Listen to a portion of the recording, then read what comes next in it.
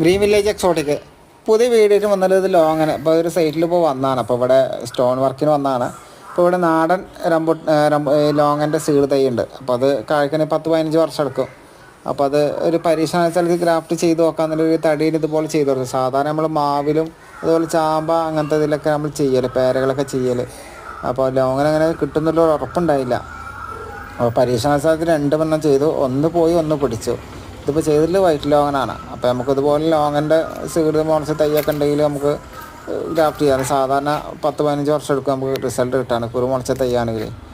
അപ്പോൾ ഇതേപോലെ നമുക്ക് തടി ഇതുമ്പോൾ നല്ല ഗ്രോത്തും നല്ല വളർച്ചയും കാര്യങ്ങളും കിട്ടുന്നത്. പെട്ട ഒരു മാസമായിട്ടുള്ളൂ ചെയ്ത്. അപ്പോൾ കണ്ടില്ല, ഇപ്പോൾ തന്നെ നല്ല ബ്രാഞ്ച് വന്നിട്ട് നല്ല ഉഷാറായിട്ട് വന്നിട്ടുണ്ട്. അപ്പോൾ നമുക്ക് ലോങ്ങൻ്റെ സീഡ് മുളച്ച തൈകളൊക്കെ നിങ്ങൾ ചില അധികം ആളുകൾ അറിയാതെ ഇങ്ങനെ നട്ടുണ്ടെങ്കിൽ അതൊക്കെ ഇതുപോലെ ചെയ്ത് കൊടുത്താൽ മതി. അപ്പോൾ ചെയ്യുന്ന മെത്തേഡ് തന്നെ തടിയിൽ നമ്മൾ സാധാ ചെയ്യുന്ന രൂപത്തിലാണ് മുമ്പത്തെ വീഡിയോസ് ഉണ്ടാവും. സൈഡ് ഗ്രാഫ്റ്റിങ് ചെയ്ത് കൊടുക്കുക എന്നുള്ളതാണ്. ചെയ്ത് കഴിഞ്ഞാൽ വെയിൽ തൊട്ടായിരിക്കാൻ നല്ല കവർ ചെയ്ത് കൊടുക്കുക. ആ രീതിയിലൊക്കെ ശ്രദ്ധിച്ച് കഴിഞ്ഞാൽ ഇതുപോലെ ലോങ്ങിന് സക്സസ് നമുക്ക് പിടിച്ച് കിട്ടും. അപ്പോൾ എല്ലാവരും ഇതുപോലെ ചെയ്ത് നോക്കുക.